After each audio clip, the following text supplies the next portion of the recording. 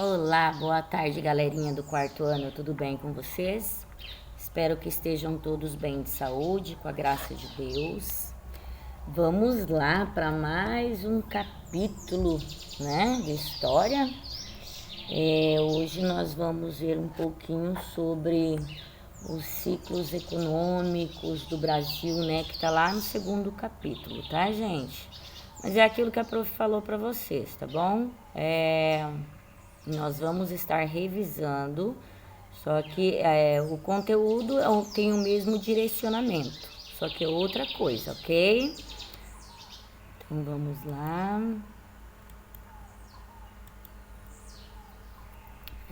A princípio, nós vamos falar sobre os ciclos econômicos do Brasil, que são inúmeros, né?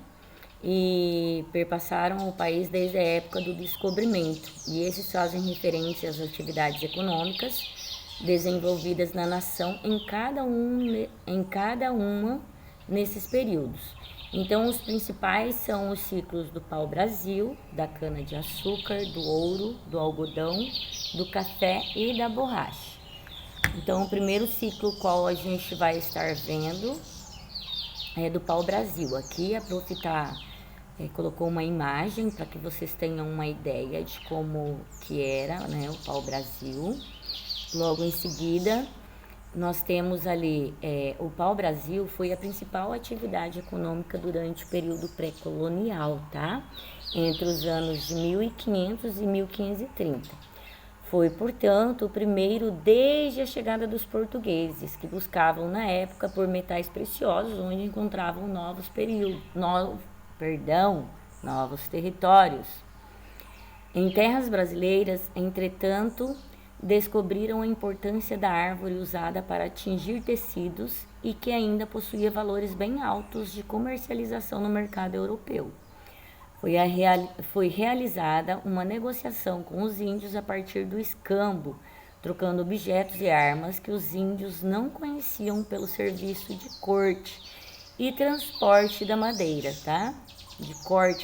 Pelo serviço de corte e transporte da madeira. Essa troca, entretanto, ocorreu somente no início, pois em seguida os portugueses escravizaram os índios, objetivando lucros ainda maiores, tá? E a madeira passou a apresentar sinais de extinção pela intensa exploração, dando fim ao ciclo do pau-brasil. Então, logo em seguida, nós tivemos o ciclo da cana-de-açúcar, tá? Olhem ali, ó, o ciclo da cana-de-açúcar. Então, com o fim do ciclo do pau-brasil, percebeu-se que o açúcar também apresentava um valor intenso, tal como o pau-brasil no mercado europeu, né? Criando-se assim o segundo dos principais ciclos econômicos. O ciclo se desenvolveu durante o Brasil colonial e foi bastante aproveitada, pois além de encontrarem a planta no país, os portugueses já apresentavam técnicas de plantio, uma vez que já vinham produzindo a cana-de-açúcar em outros territórios. Então, durante esse ciclo, já era usada a mão de obra escrava africana, pois os índios foram acometidos por doenças que não conheciam com a chegada dos portugueses, né? Bem como tentavam fugir da escravização imposta pelos estrangeiros. Então, o ciclo da cana tinha como característica a monocultura, o uso da mão de obra escrava e era voltada para o mercado externo. Então, em seguida, nós tivemos o ciclo do ouro, tá? Olhem ali, ó, quanto ouro, gente. Nossa, que maravilha.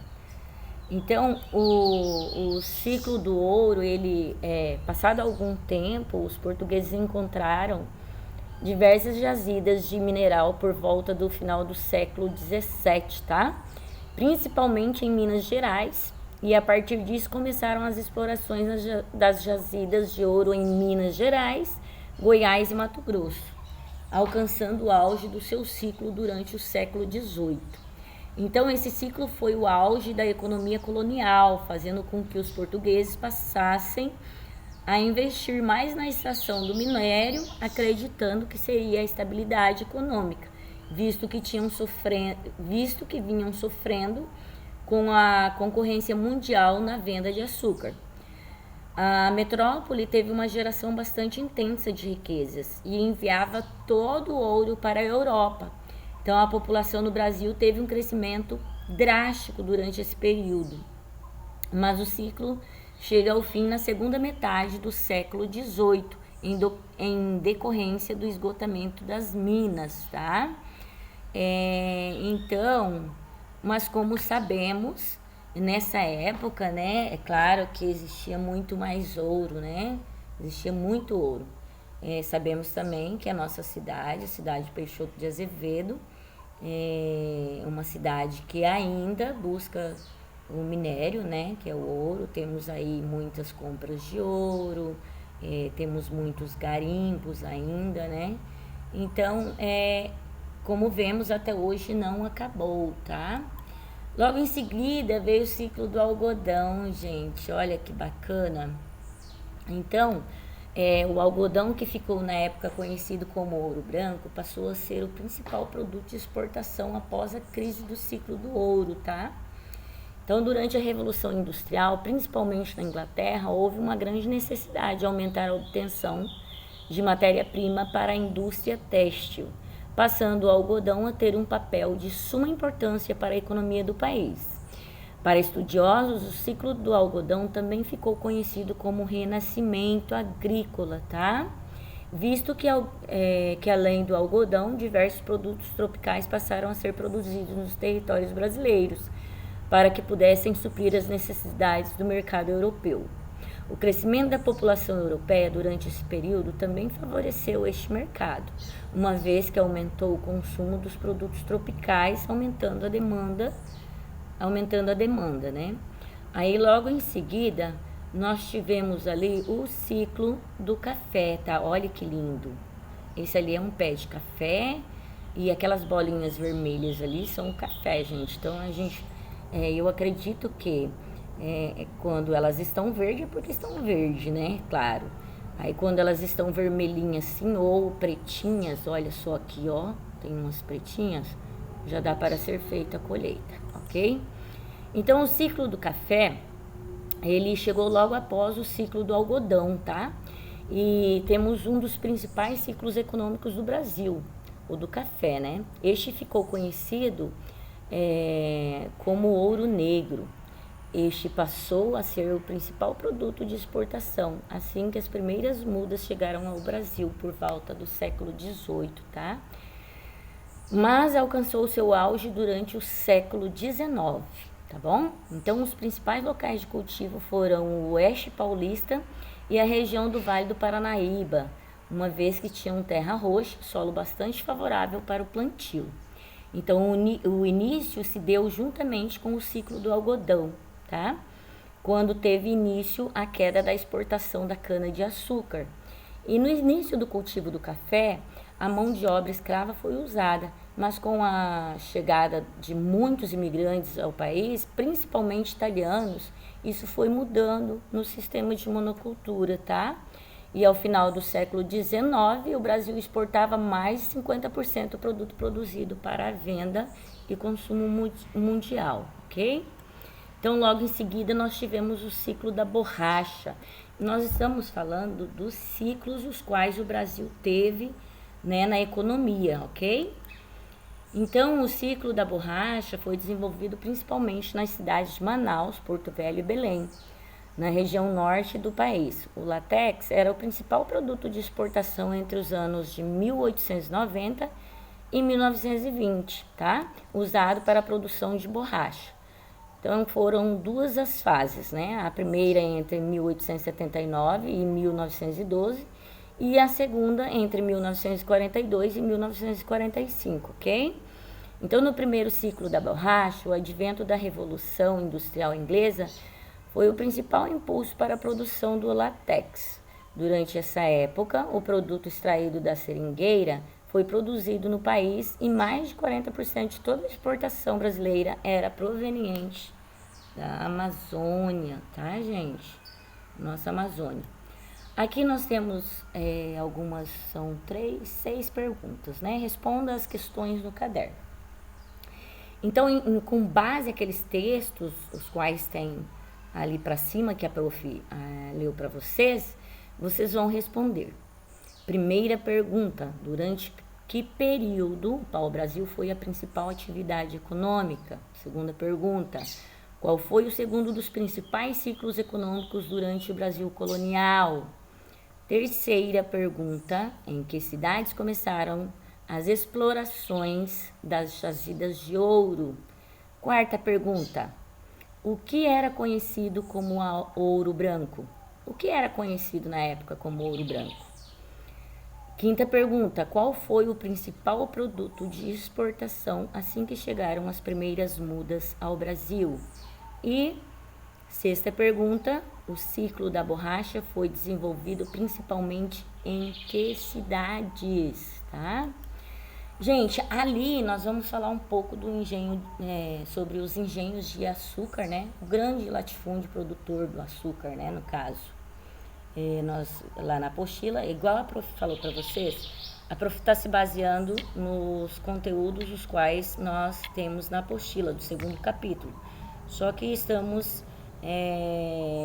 fazendo uma leitura mais expansiva, ok?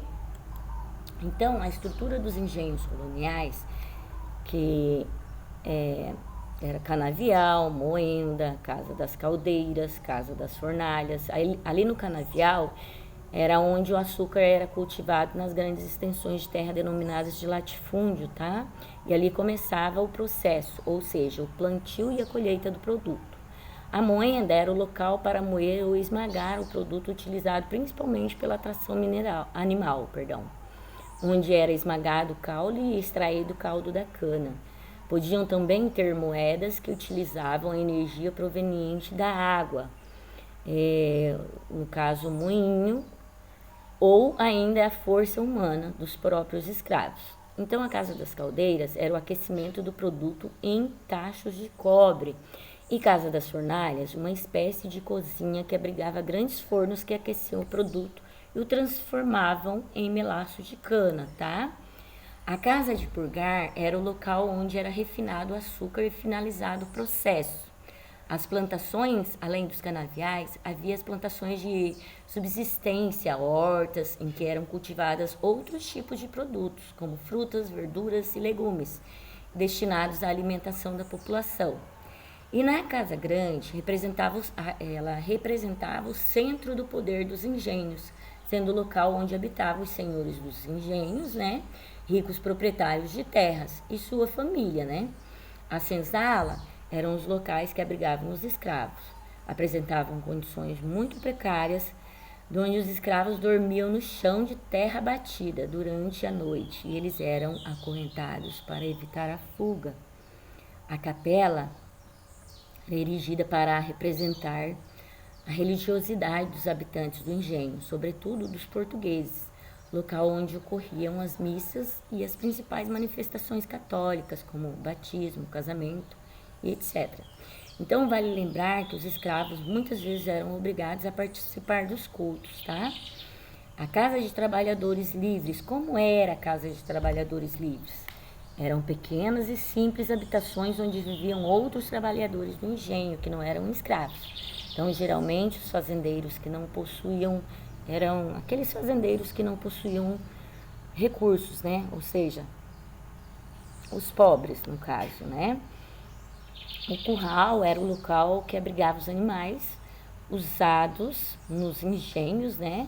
Seja para o transporte, produtos e pessoas, nas moedas da tração animal, ou para a alimentação da população. Mas esses animais, eles eram usados também, como ele falou ali, nos engenhos. Para quê?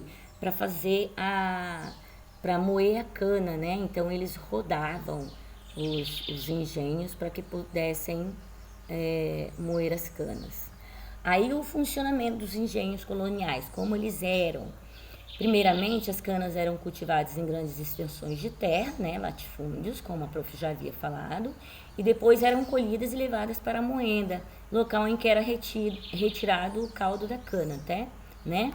Aí, após esse processo, o produto era levado para as caldeiras e depois para a fornalha, Por conseguinte, o melaço da cana era refinado na casa de purgar, por fim, o produto era ensacado para ser transportado.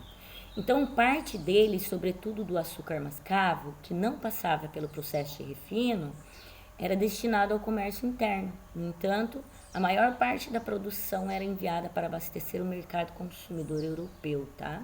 Aí ali nós temos uma casa, né, que é um exemplo dos engenhos coloniais da época, ok? Vocês podem ver ali, ó, isso aqui eram os engenhos, tá? Então, quando não eram os escravos que tocavam, eles usavam os animais para empurrar essas grandes rodas, tá? Aí, então, vale lembrar que os engenhos eram considerados pequenas cidades, né? E no final do século XVII, já contavam com quase 500 no Brasil, sobretudo na região nordeste do país.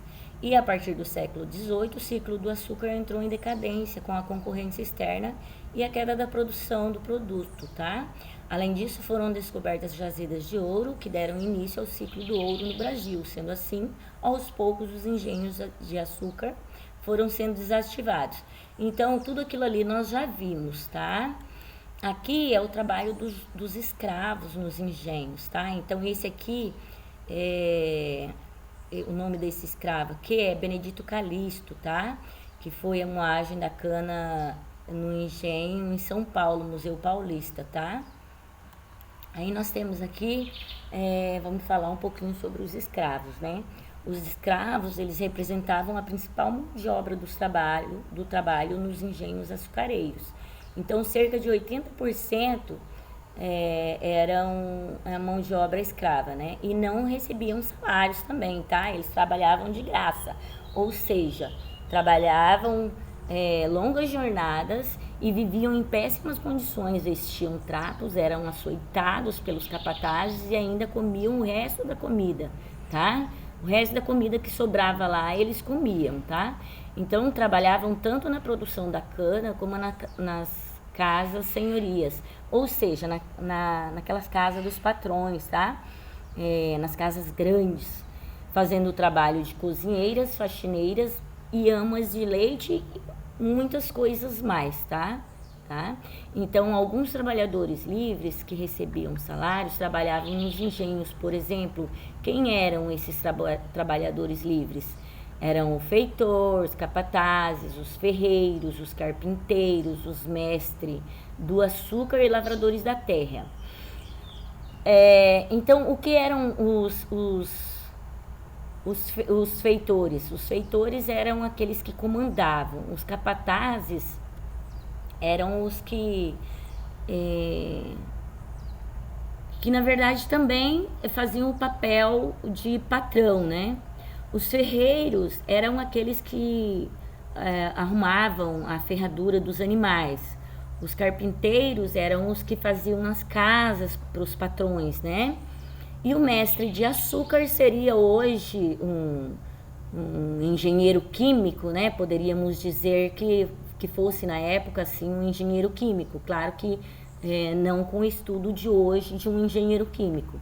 E os lavradores da terra eram aqueles que usavam os animais para lavrar a terra e fazer a plantação de cana-de-açúcar.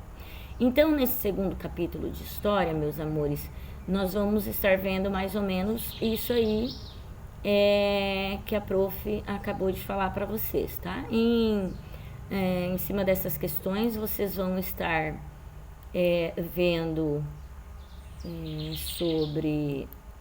lendo sobre essas questões, né? Revisando ali os textos que a prof colocou, o conteúdo, e logo em seguida vocês vão estar respondendo as questões, tá bom, meus amores? Amanhã provavelmente teremos mais uma aulinha, uma videoaula, né? E qualquer dúvida, estou à disposição dos pais de vocês, para que vocês possam sanar as dúvidas de vocês, tá? Então, como a prof falou lá no início, essas questões aí que a gente está vendo em cima da apostila, tá? Então, quero agradecer a todos pelo carinho, pela dedicação, tá? Por estarem comigo sempre, Mais uma vez dizer a vocês que estou com muita saudade e que desejo a todos uma ótima tarde. Um grande beijo a todos, fiquem com Deus.